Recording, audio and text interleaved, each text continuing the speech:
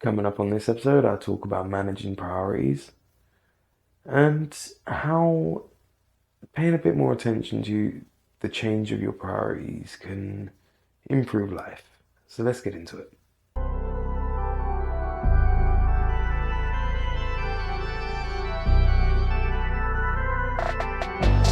What's going on, beautiful people?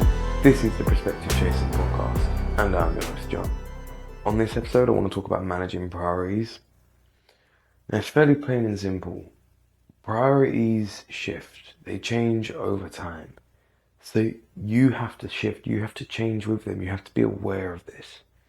If you're not, it's easy to get caught up in them, and that can have a whole tangent of problems, some positive things, some majority negative. But when you can manage your priorities, you can manage your workload, you can manage yourself, manage what's important to you, and you will have things in your life that are the kind of always in the number one spot. But again, things shift over time. So let's play a simple game to kind of put some more direction to it. So for most people, yourself is priority one. Your needs are priority one. But then what happens when you're fed, you're clothed, you're housed, you're clean, you're healthy? When you're all good, you no longer hold that priority spot. Then it's time for you to kind of take yourself off that pedestal and put somebody else on the priority spot. And that's when you can kind of think about paying things forward, helping people in their lives, this, that, and everything else. But then if you focus on keeping somebody else in that priority two spot, while they're being built up, you slowly diminish. And that's just the wear and tear of life. You're going to get hungry, your clothes are going to wear, the bills are going to need to be paid, whatever. Then again, you need to take that person down and put yourself back up on that spot. And keep this ebb and flow through life. And the next time it comes around when you're fully charged and you can put somebody else in your priority spot, it might not be the same person. They might not need as much attention. It may not even be a person, it may be something else. It could be a project, it could be a job, it could be a skill that you want to work on for yourself. It could be anything. But the thing is, it's a constant kind of shell game of moving where that focus is. And every now and then you've got to bring it back to certain points. The certain points are going to be the constants in your life. You, your family, your friends, your children, your whatever else, your partners, your blah, blah, blah, blah, blah. You get it. But the real thing is, like, to understand that cycle and not to get caught up in it. Because, I mean, I get caught up in it. Like, sometimes I over-prioritize myself and that ends up overindulging in X, Y, or Z or whatever else.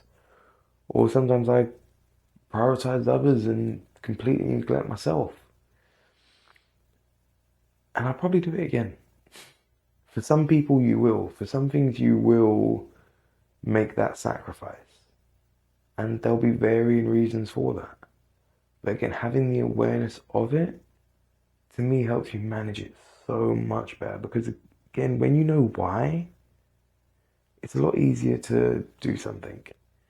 For me, it is anyway. Like, I was that kid that is, why? And I still am, I guess.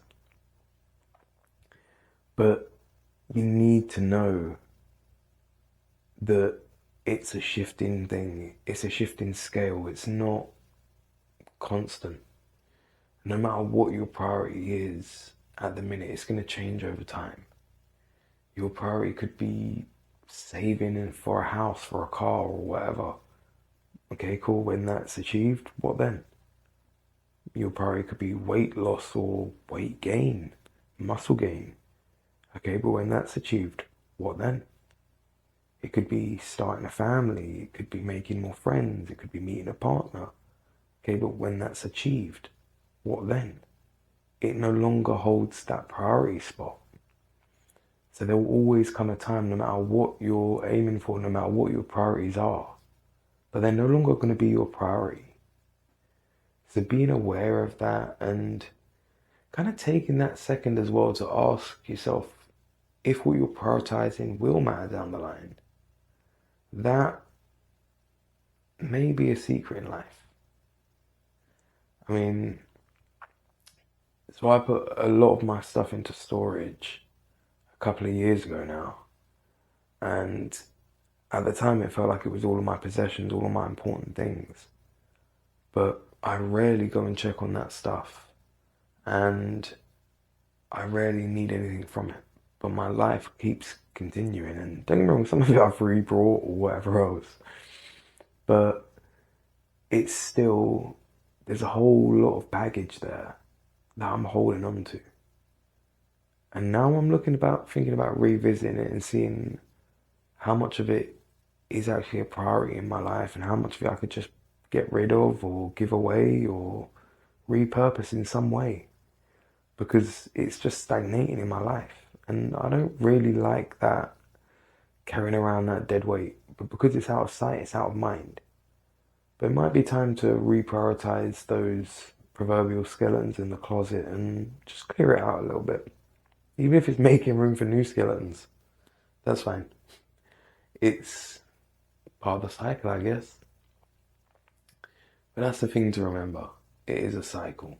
Things will take their top spot in the priority list and then drop back down. And all of these cycles will vary. Some things will have a daily cycle, weekly, whatever it is.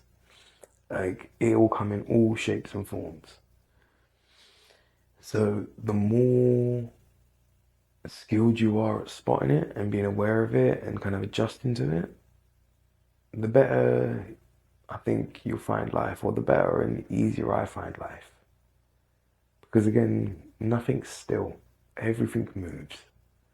So understand your understanding, your expectations, your ideas, your dreams, your priorities.